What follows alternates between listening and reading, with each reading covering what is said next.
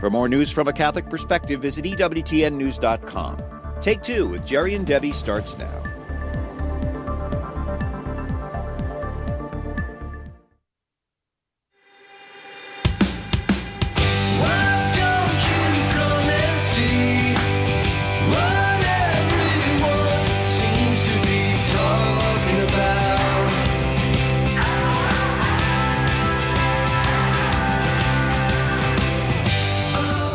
Hi there, good to have you with us. It's Take Two with Jerry and Debbie on EWTN Radio, getting underway here on this Monday.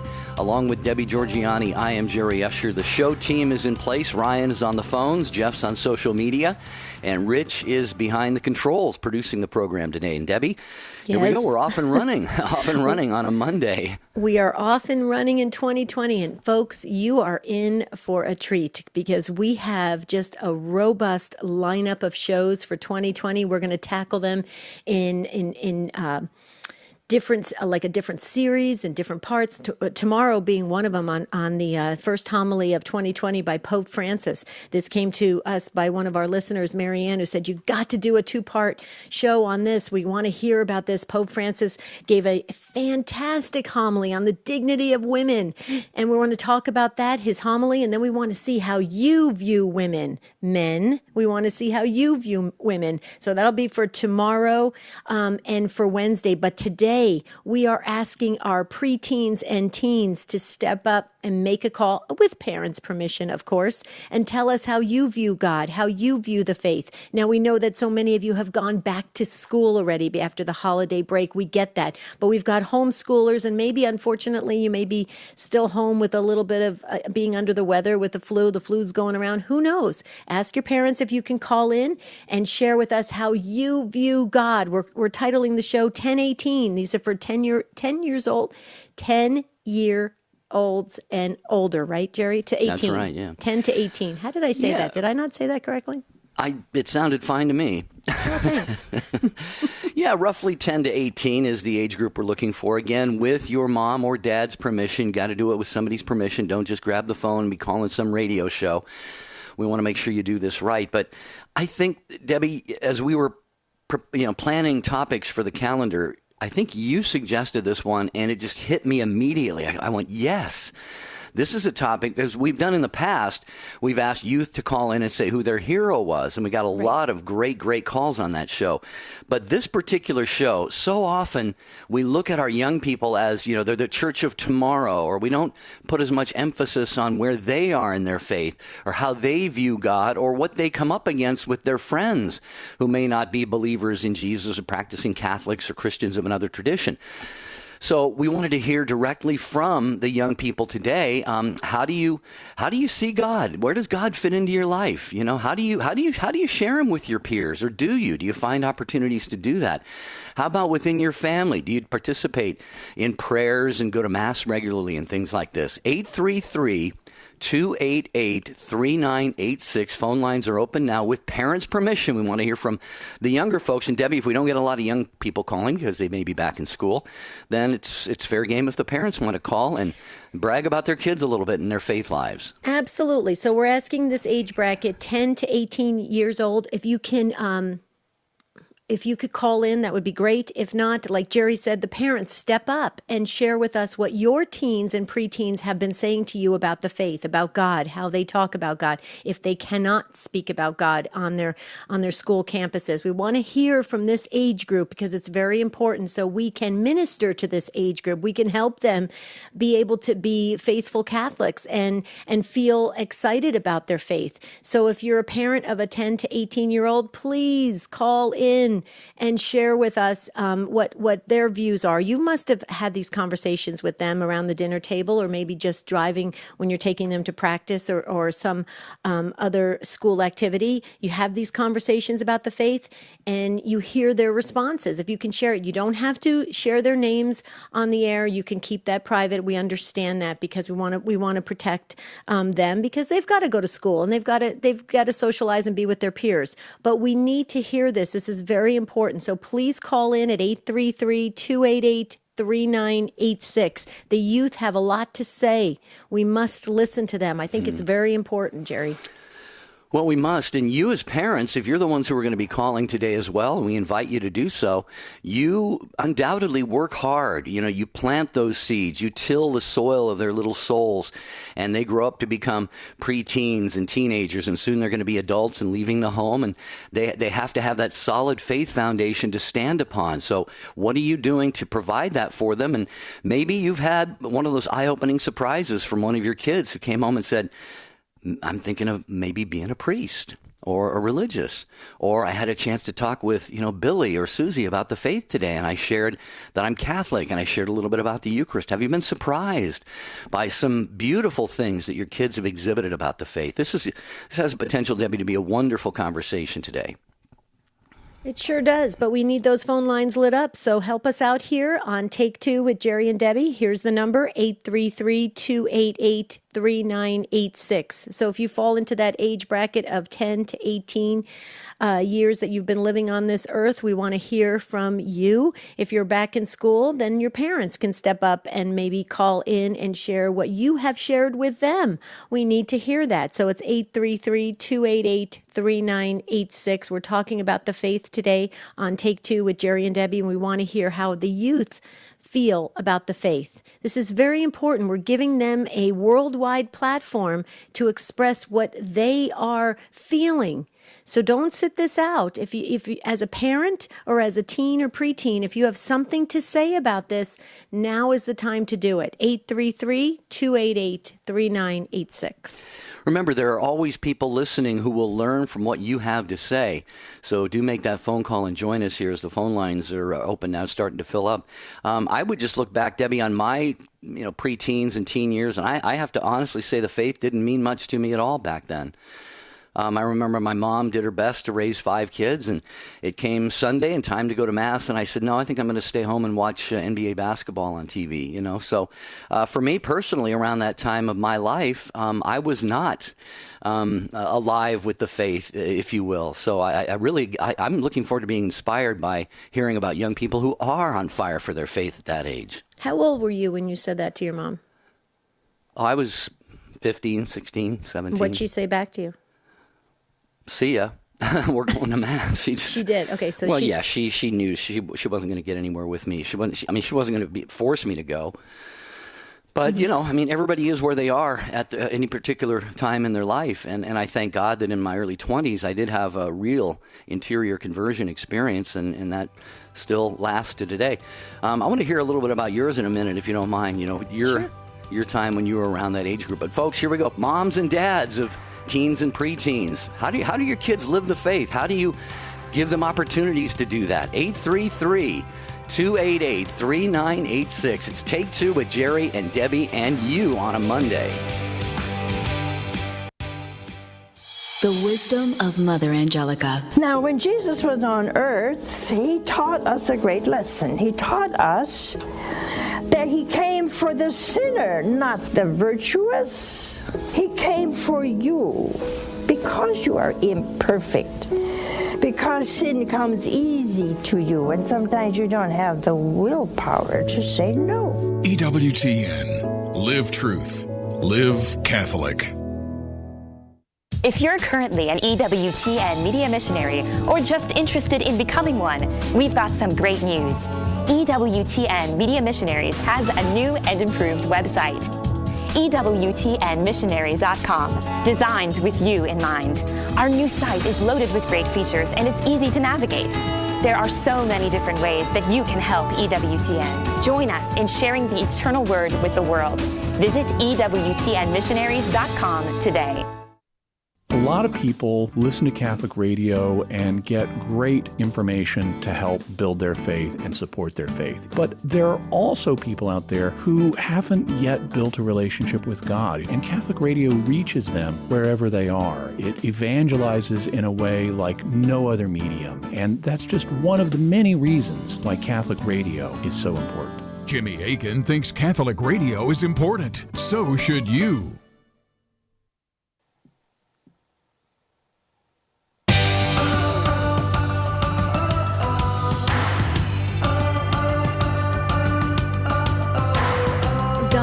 Explained by the Youth. That's what we're talking about today on Take Two with Jerry and Debbie. We want to hear from you at 833-288-3986. And you can even share how you viewed the faith when you were in that age bracket, 10 to 18 years old. We want to hear from you. So you just let's keep this conversation going. We can learn something.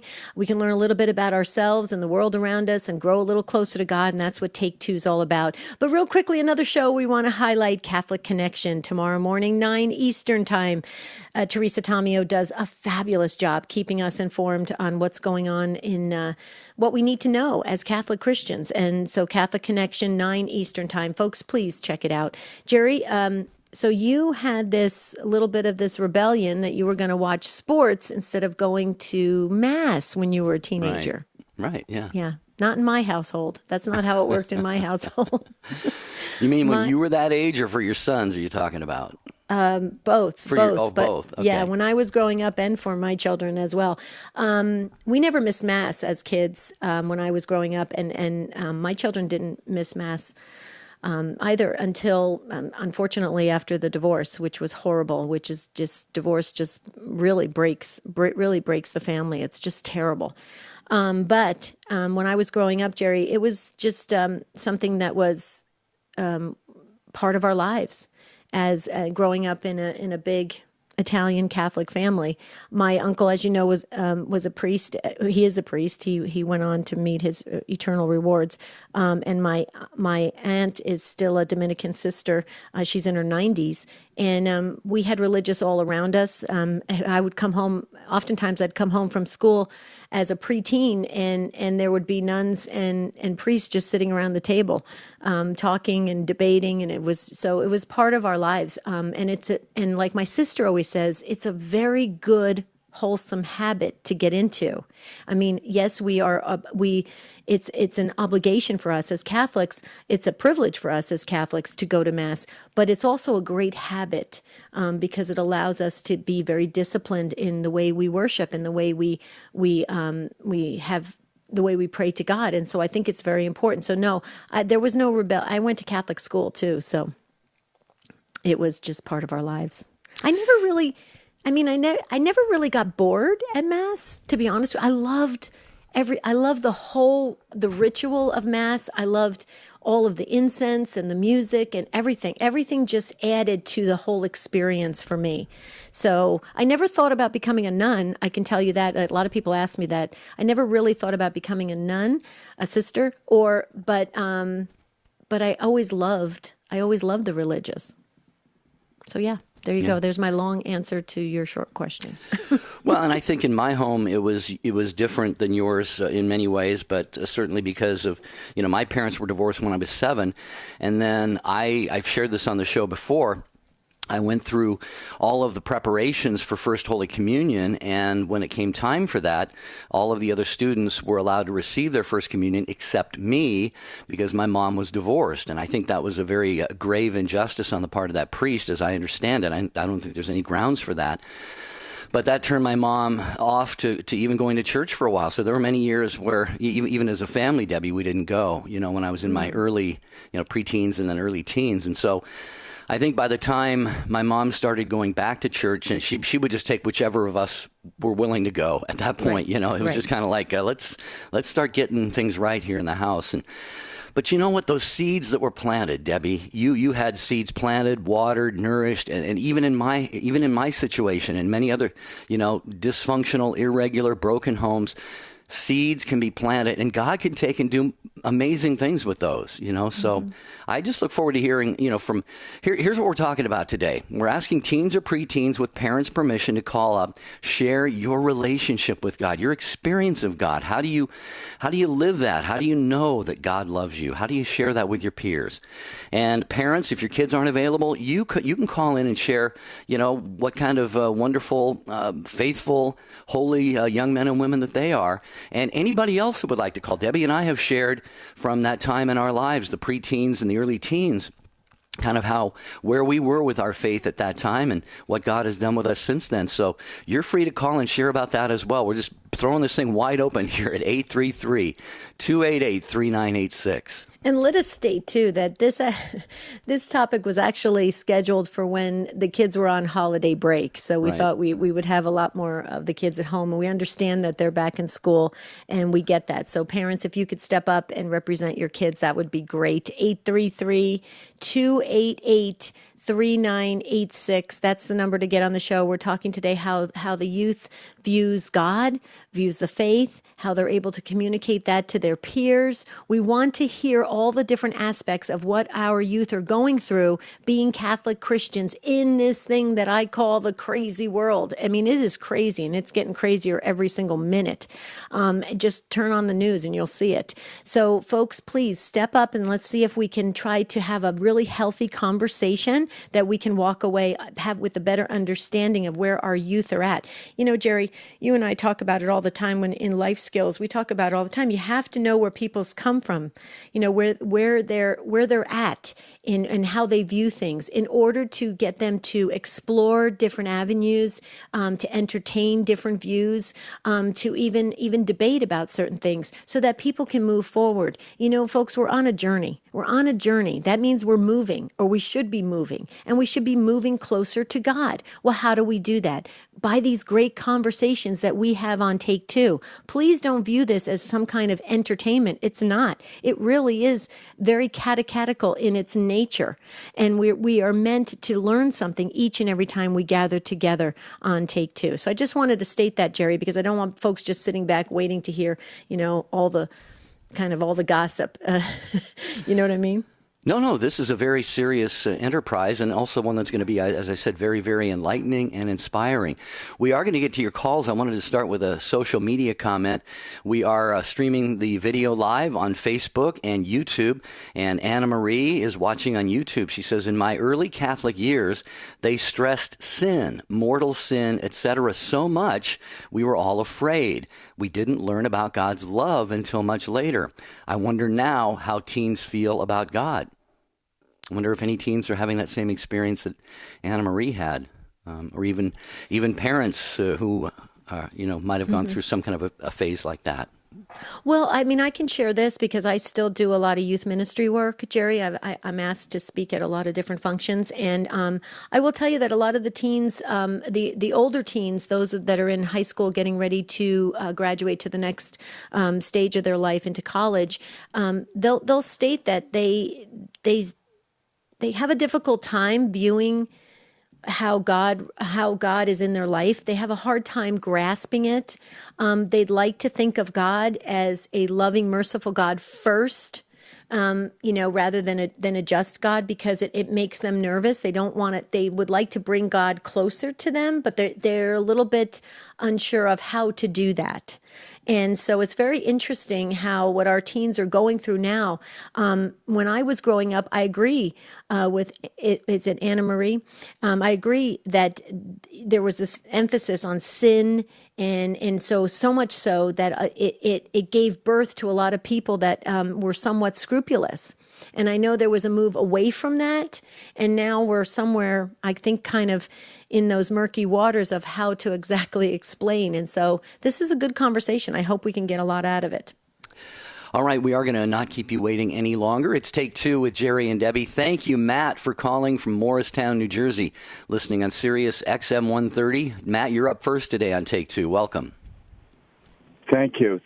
So I wanted to mention a couple ways in which I and my wife try to help our teens. Well, my son just turned a teen, and we have preteens get closer to the faith. Before I do, though, I just wanted to ask that you guys keep my nephew Jake, who passed away last week at the age of 26, in your prayers, and his whole family. And obviously they're having a very difficult time, and I wanted to mention that before I kind of get into some of the ways I keep my children close to the faith. Sure. Yeah, we're so sorry to hear about that, Matt. Thank you. So, I think one of the important things is just acting as a good role model for them. And, it's the whole monkey see, monkey do. And the more they see you being active with your faith, the more, that you're an active member of the church, the more I think that's going to have an impact on them. And then, it's up to God's mercy. But just a couple of little things. This a year ago, one of the little routines I added was I drive the kids to school, and each day I just get an email of the daily readings, and one kid will take a turn reading the gospel, and then we just do a little prayer of, God, please give me the grace to do your will today. And that, that's just a little way to start the day. And, we end our nights with, we each, sit and do a little prayer. We say a little prayer. My children are altar servers, and we, try to encourage them to do that as much as possible. I'm involved with a retreat. So I think, there's nothing grand we're doing, but just these little things that help, hopefully, feed them spiritually to help them grow in that way. Well, I just want to jump in real quickly, Matt, because I'm a firm believer that catechesis in the car is a phenomenal opportunity, and you're using it wisely, and I think that's great. I think so many times we as parents, I remember, in the car, I would use that time to kind of do housekeeping with the kids. I'll pick you up at this time, be on the corner at this time, I'll get you, we're doing all that communication, when it's really a wonderful opportunity to have a little mini catechetical session, and I think that is phenomenal. And you know what? The kids will remember that. I used to have a lot of kids in religious education that used to say that they do talk to their parents about the faith in the car. And so they would say that all the time. So it does leave an impact on the children. So I just want to say kudos to you, Matt, that you're doing that. I think that's awesome. I hope that continues to be something that the kids remember and they pick up and they do as well with their kids. If God willing that happens, that they have families, that they continue that tradition. What do you think, Jerry? Well, I think you're right. And Matt, I give you kudos as well, because that transit time in the car for kids is often not a real fun time. And in generations past, it would be kids, slouched down in the back seat. Aren't we there yet? Now, they're all on their gadgets and stuff, but you're sort of clearing away a lot of that clutter, and you're saying, let's actually feed our souls on this trip. And I love what you said too about just modeling the faith. How many times do we see, a daughter, she wants to dress up like mommy, or a boy wants to dress up or act like daddy, and so they're watching everything that parents do. Yeah, sponges, and that is, like Debbie said, that's going to stay with them. So I applaud you, Matt. Anything else you want to add? You've really kicked things off in a great way here. And the only thing I sort of made reference to, so I have 3 children. My son John just became a teenager. My son Charlie is about to become a teenager in 2 weeks on January 20th. And my daughter is 11. So they're all, they're still young enough that they almost like, fight over who gets to read the gospel. So I think too, it's helpful, like if you can get that to them, the children, at an age where, it's more, they're more accepting of it. Because I think, and I don't have real teenagers yet, but, I think just from my own experience, it's, you sort of, as the older you get as a teenager, you roll your eyes at everything. But they're still in that innocent stage. And I think that, setting the mold, setting the groundwork early is important. And we're actually from a mixed family. My wife and I both lost our spouses when our children were little. So Charlie is my new son, and John and Ellie were my children from my late wife. And so we're bringing these 2 families together. And, we fortunately, too, we're both on the same page as far as, it's our job to raise them in the faith. And then, after that, they spread their wings, and you pray that the Spirit is with them, and you leave the rest up to God at that point. But right now we just have to feed them spiritually as well as, every other way. Right. Well, you're doing that, Matt, and it's definitely going to have a positive impact on them. I can assure you of that, being in religious education for over 30 years. So I think that's great, how you've conducted that with the children. Also, too, Matt, as you were speaking, prayers are already coming in for your nephew, Jake, and his soul and his family. Our hearts are just breaking for you. That's just tragic. 26 years old. That is just way too young, and so we just wanted you to know that the Take Two family is praying for your entire family. And I just think it's beautiful. It was a great, you were the perfect call, Matt, to lead this conversation, because I think it kind of wakes us all up to realize those precious times we have with our children. We can't take it for granted. We must be using it in a way to get them moving on the journey of faith. So thank you, Matt. Thank you. And if I ask this one last thing, sure. Unfortunately, Jake's girlfriend Elena is in a coma right now, and and so they could just include, if the listeners could just include her in their prayers as well, I'd appreciate it. Oh, for sure, absolutely. Jake. Thanks for adding that, because it's so important. Elena and Jake is the one who passed away, and we'll pray too, Matt, for your late spouse and your wife's late husband as well. And thank God that he had you two picked out for each other. And it sounds like you got a beautiful, happy family now. We'll keep praying for that. Take Two with Jerry and Debbie. Lines are full. We're going to get to Karen and Elizabeth and Jerry, and we've got others being screened by Ryan. He is the world's best call screener. We appreciate that. And we got Jeff and Rich on the job here as well. And thank you, affiliates, all of you who carry Take Two with Jerry and Debbie. More of your great inspiring calls are straight ahead. Monsignor Charles Pope. Healthy cultures esteem age. The hoary crown of wisdom is gray hair. In some cultures, younger children, they're expected to stand up in honor of elderly people. The leading Catholic voices are on EWTN Radio. I know of a guy who had aggressive stage 4 cancer, and the prognosis was not good. He actually threw a going-away party and said goodbye to his friends and family. But through the journey of cancer, he did a lot of reflection about his life and about the people he needed to forgive. And after a long process of letting all his resentments go, his cancer went away. The priest he was working with said, "Yep, I've seen that happen many times before." Now, I'm not saying if you think positive thoughts, all your diseases will go away and you'll never get cancer and you'll never die. That's silly. Death is part of life. But for some people, there's such a poison from unforgiveness, from resentment, that it literally eats away at them. It's toxic. Get rid of those toxins and forgive. Let things go. Then, God's blessings and healing and peace are free to flow through you. Some people call that karma. Actually, it's grace. Send us a message at connect@reallifecatholic.com. This is Chris Stefanik from reallifecatholic.com on EWTN Radio. I'm Jerry Usher. And I'm Debbie Georgiani. We want to tell you about the Inspired by Faith Book Club. Join us as we gather together and read a featured inspirational book each month and engage in meaningful discussions together. Want to participate? The details are simple and can be found at jerryanddebbie.com by clicking on the Book Club tab. Invite your friends and let's spend some quality time in fellowship with the Inspired by Faith Book Club at jerryanddebbie.com. Hi, this is Janet Williams. We embrace the essence of feminine spirituality on Women of Grace tomorrow at 11 a.m. Eastern here on EWTN Radio. Now, back to Take Two with Jerry and Debbie.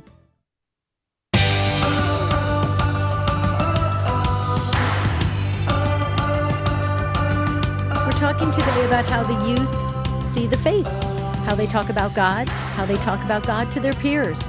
We want to hear from the youth, but if we can't because they're in school, we understand that. So we'll hear from the parents. Or maybe we want to hear from when you were children, parents, when you were the teens, and how you viewed the faith. So let's move on to Karen. And Karen is in Toledo, Ohio, listening on Annunciation Radio. Hi, Karen.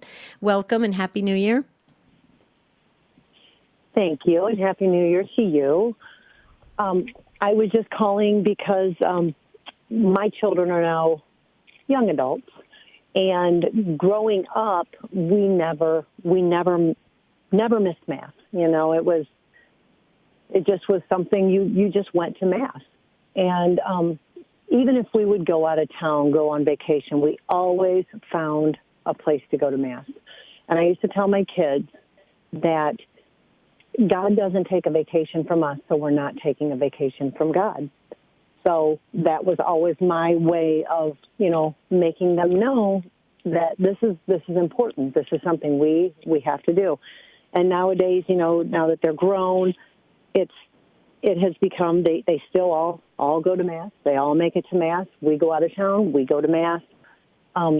Last weekend, I believe it was, we were driving home from being down south, and we knew we weren't going to be able to get to Mass because we weren't going to get home in time. So we used our Mass app and found somewhere along 75 South to make sure that we got to Mass. And it's just always been it's just something I have instilled in my kids, that you just don't miss Mass, because God is the reason we have vacations. God is the reason for everything. So we have to make sure that we go and worship Him and give thanks. Absolutely.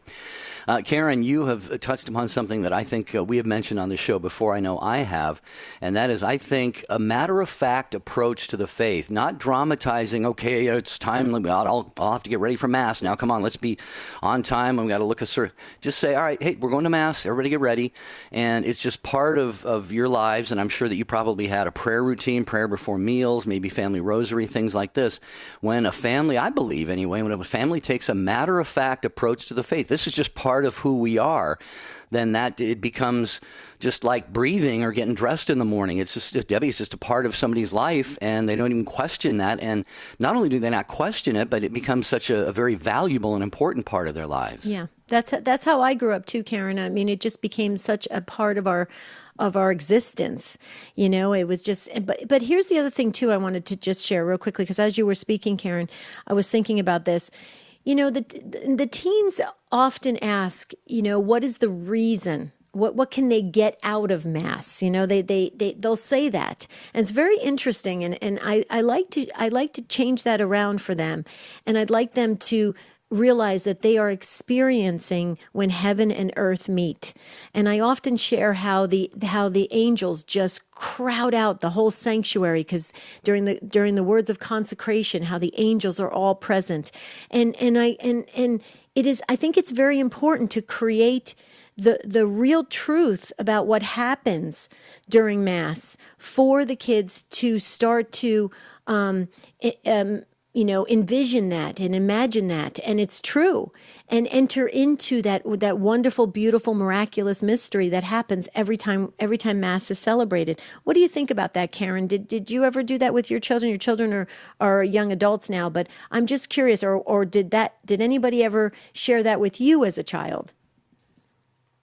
Oh, absolutely. No, I mean, we've talked about things like that, and about the communion of saints and just the importance of that. And I feel like, as when they're young, like the previous caller was saying, that when you start at a young age and you start teaching them and explaining these things, that it carries on into their adulthood, and like saying prayers at mealtime. To this day, it doesn't matter, where we're at. I don't care where we're at, what restaurant we're at, we all pray. And everybody knows, and if people are with us, they're invited to pray, or they can just sit quietly. But everybody knows that it doesn't matter where you're at. You can be sitting at McDonald's or a restaurant, and we all make sure that we pray. And nobody, and it's such a good feeling to know that they're not embarrassed to pray, to make the sign of the cross, and it's such a visible sign. And people see that, and it doesn't embarrass my children. And they're not, they're not little anymore. So for them not to be embarrassed by that is just it gives me a real good feeling, and knowing that, like with the on January the 1st, I texted the kids, and I'm like, I was on my way home from work, and I said, don't forget, today's a holy day of obligation. And they're like, okay, well, we're going to Mass tonight. Okay, good. So they do those things, and, it might take some reminders, but that's okay. Sometimes it takes reminders for me, too, about things. So, right. All of us, yeah. But it's still there. Yeah, but they're still, they're still there, and they're still within their faith, and, it makes you feel good, Yeah. Well, and just think of the witness that they are having, like you said, no matter where they are, if they're in a fast food restaurant or where they happen to be. If you're eating, you pray before the meal. And in fact, Debbie and I have scheduled a program for a week from Wednesday. And we're going to ask people, has someone's silent witness been an inspiration to you? And that includes praying in a public place before a meal, for example, or feeding the homeless or pro-life ministry or what have you. So that's on the 15th of this month. We're going to ask people exactly that question. Has someone's silent witness to their faith inspired you at some point in your life? So you got a great group of young adults there, Karen. Thank you so much for sharing this with us on the program today. And we do hope that you will call again. Happy New Year again to you and your beautiful family. Thank you, Karen. Jerry, real quickly before we move on to Elizabeth, could you pull up the email that we just got from Jackie real quickly? Jackie, because Matt is probably still listening in Morristown, New Jersey. Matt, you need to listen to this because this comes in from one of our Take Two family members, Jackie. Yeah, Jackie writes at take2@EWTN.com, when I hear fathers like Matt, it renews my faith in the future of our youth in this country that has seriously lost its way. With more examples such as Matt's, fathers and mothers can realize that they do have the primary obligation to influence their children, and it's up to them to guide their kids and instruct them in our faith because the public schools can't or won't. Bravo to Matt and his wife and other parents like them. Blessings in the new year from your fellow Holy Land pilgrim, Jackie. That's right. So thank you, Jackie. And there you go, Matt. You were appreciated by many people, I'm sure, especially Jackie. Absolutely. Okay, let's move on. This is one of our teenagers calling in, Elizabeth in Tiffin, Ohio, listening at St. John Paul the Great Radio. Hi, Elizabeth. Welcome. Hi, Jerry and Debbie. Hi, Elizabeth, sweetheart. How are you? Good. Good. I talk to God I talk to Jesus every day, and I write in my journal what he tells me to do. And every time I talk to him, I feel like I'm growing closer to him, and I feel better, and I always feel happy, and I'm not alone, and I go to Mass every day. Wow. And Elizabeth, so can you say that you really feel God's love? Yeah. Wow. See how you just said that? So you said that so, you were so definite about it. Yeah, I feel God's love. And that's because you have put in the time and the effort to get to know God. You know, you're going to Mass on a daily basis. You're writing in your journal. You are praying to God. You're feeling God's love because it's a relationship, Elizabeth, and you have entered into that beautiful relationship, and it's only going to deepen. It's only going to strengthen throughout all the years of your life. I'm so happy for you, sweetheart. And you can see the joy that radiates from you. We get to see you when you come to the radio conference or with your mom, Patricia. And I'll tell you what, you just are, you're bursting with God's love and joy. And I just think that's wonderful. What do you think, Jerry? Well, I just love your beautiful heart and your spirit, too, and your mom, Patricia's heart and spirit and love for God. And I just wanted to say, Elizabeth, I still have that beautiful, beautiful hand-colored birthday card that you gave me on my birthday here. I don't think it was this last birthday, but the year before that. Thank you so much for that. It's very, very beautiful, and I still have it. You gotta talk. I love you. Oh, we love you too, sweetheart. Yeah. We love you so much. And Patricia, thank you so much for putting Elizabeth on. I think it's important that we hear from the youth, and it's so good when they can express how much they love God. They at their level of where they are in life, that they can feel God's love. Anything you want to share, Patricia? I just want to say I'm very proud of Elizabeth that she wanted to call and that she did a beautiful job expressing herself, and that she makes me very proud. Oh, she sure did. She made all of us proud. Thank you, Patricia. And thank you, Elizabeth. We love both of you. And thanks for calling in on the program today to Take Two with Jerry and Debbie.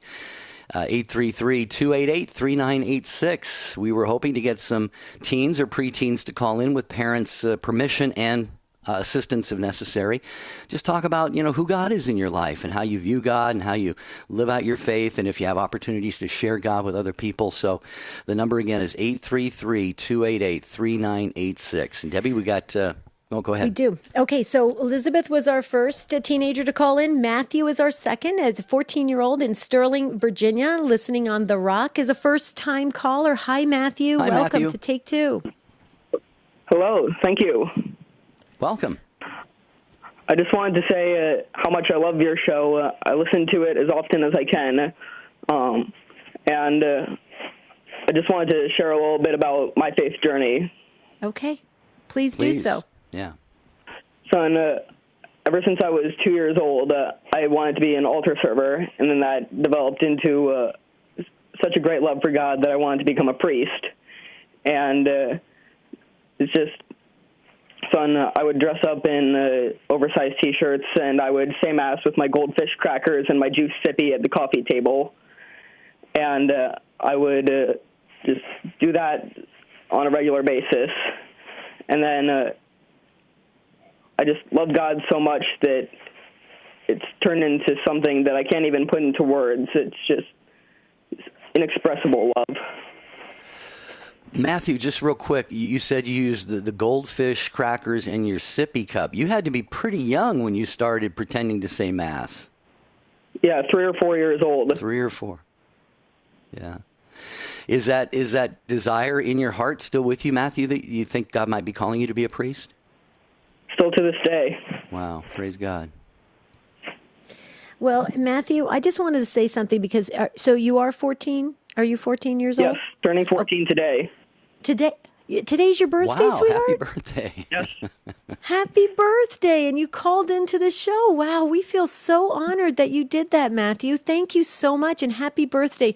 We're going to have the Take Two family just say a prayer thanking God that you were born, okay? That's going to be our gift to you, okay, Matthew?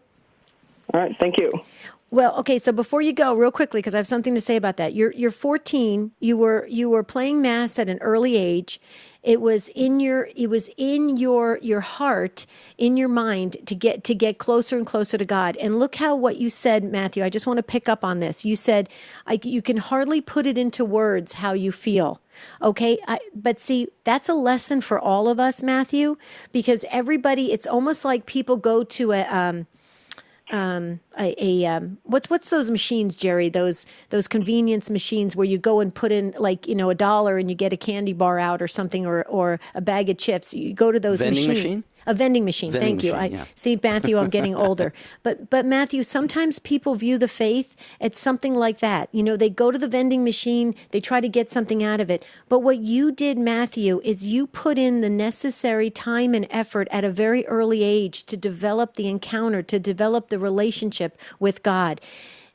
Our faith is a relationship. Our faith is an encounter. It's an understanding. We are made to know, love, and serve God. It is not like a vending machine where we go and we do our time, or we put in a little effort and we get something out of it.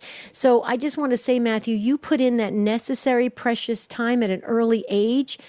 That is only going to stay with you in a very deep way. And if you do go on to become a priest, if that's the vocational call if that's the vocation that you're called to, and you do that, you're going to be just a phenomenal priest because you have put in that necessary time and effort to develop that relationship with God. I say, way to go, Matthew. Wow, this is amazing. And this is a lesson for all of us, Matthew. You helped all of us today. What do you think, Jerry?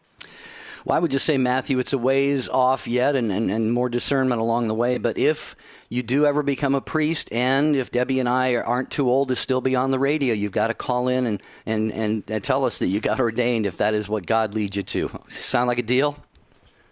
Amen. Amen.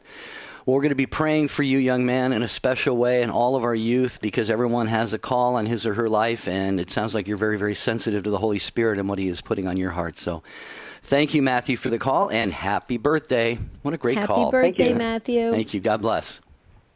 I love it. Thank you. Wow, what a great call. But this helped. Didn't it help you too, just to hear Matthew? I love the way he said, he couldn't put into words. It's so, he helped us tremendously, folks. We have to put in that effort to get to know God. It's a relationship. Let's hear what Daniel has to say. And Daniel is 10 and is in Pennsylvania, listening on Alexa, and also a first-time caller. Hi, Daniel. Welcome. Hi. Hey, Hi, Daniel. sweetheart. How you doing, brother? I'm doing good. How about you? Doing very well. Very well, thanks. Glad you called. What's on your heart? Well, I just love the way that God keeps everybody safe and that he always tries to help everybody, and he definitely does succeed. I just love the way that he protects. Like sometimes I feel a little bit scared at night, and he always definitely comes to help me. And I'll just fold my hands, and he's definitely there. So it's just really nice. Every week for homeschooling, we try to pick a Bible verse, and I try to focus on like what I do that week then to try and find the place where I did whatever the Bible verse would say. Wow. That's awesome. Do you have a favorite Bible verse that you can remember, Daniel, or are there just a lot of them? I do like one that I have on a manger one. I think it's Isaiah something, but I can't really remember it. But I like the Bible verse. Yeah, good. Well, I love the way you said that God is always there and he's always helping us. And I was going to ask you for an example of how you see God helping you, but you mentioned that sometimes at night if you get a little bit nervous or scared or something, you fold your hands and you said that God is there with you right away. Debbie, it's beautiful that he senses that because God is truly there. Absolutely. And sometimes even for grown-ups, it's hard to really believe that deep within our hearts in a very meaningful way. But this little 10-year-old Daniel, he's got that figured out. Yeah. Daniel, I just love that about you, that you have that confidence in God, that trust in God, because so many times as you get older, with things that happen, different sufferings and different things that happen in the world, people can somewhat lose that confidence. My prayer for you, Daniel, is you always keep that confidence. If anything in your life, when you get older, think back to those times when you got a little bit scared when you were 10 years old, and God was there for you. Always remember back to that. See, because God wants us to remember all those good, wonderful relationship times that we have built that confidence in God. And you're doing that right now at 10 years old, Daniel. It's only going to increase. I'm so happy for you, sweetheart, because God has great things planned for you. The deeper you get in a relationship with God, the more God can use you to help others. Do you ever feel that, Daniel? Do you ever feel like God is using you right now? Like, look at what you're doing right now. You're on the air talking to a world right now about God. Yeah, I definitely do. Sometimes at our church, we actually take a blind lady to church every about 2 weeks or so. And I help at a horse farm for the disabled to help them learn how to be on a horse. So I think that's pretty cool. Oh, yeah. God's using you, Daniel. God's using you, and you're open to it, and you're helping his children. And I think that is wonderful. And see, you're doing that at your early age. Just see how God continues to use you. Hon, you'll see it. When you turn about 30 or 40 or 50 years old, I know that seems like a long way off, but you're going to see how many times God has used you because you were open. I think it's wonderful, Daniel. God bless you, sweetheart. God bless you. Thanks, Thank Daniel, you. for your phone call. We appreciate that so much. Jerry, hang on in Cleveland. I just want to mention something that people may not be aware of. A lot of people listen to EWTN radio by a variety of means, and some who wish they had a local AM or FM radio station or what they call an LPFM, a low-power FM transmitter. There are ways that you can get that up and running in your community. It is not, it's not necessarily difficult, but it's not, it's simple, but it's not easy. Let me put it that way. And the folks at EWTN have helped so many people do this over the years that they have it down to a T. So if you ever think that the Lord is putting on your heart, maybe to start your own local Catholic radio station, you may be thinking to yourself, what business do I have running a Catholic radio station? Well, you can maybe hire somebody to run it. But if you want to spearhead an effort, just call Jack Williams at EWTN at 205-271-2900. Debbie, that's how a lot of stations have gotten started. Absolutely. We got message via text. It says, "Oh, my stars, these kids are adorable and articulate." Yes, they are. And you know what? If you want to learn about God, ask the children. Ask the children. You will learn so much about God because they are very, very close to God. And we know that through Scripture. Let's hear what our friend Jerry has to say in Cleveland, Ohio, listening on The Rock. Hi, Jerry. Happy New Year. Happy New Year and Merry Christmas. Thank you. To you and Thank you. all your listeners. Thanks. Yeah, I felt the need to call in because when you were talking about little children, well, from the time I was a little girl, I went to Catholic grade school and high school, and when I was a little girl, I just loved my religion classes. I was just all ears, and I was just hanging on to every word that the nuns were saying, or the lay teachers when it was religion class. And Saint Maria Goretti was just such a phenomenal example, of a child who, we know the things that she had gone through. And that was always, such an example to me, that example of chastity and everything. And it just stuck with me. It just really, really stuck with me. And then as I got older, I came from a phenomenal, devout Catholic family, and my mom and dad, and when for Christmas, for example, when I was a kid, we did not just get up in the morning and open gifts.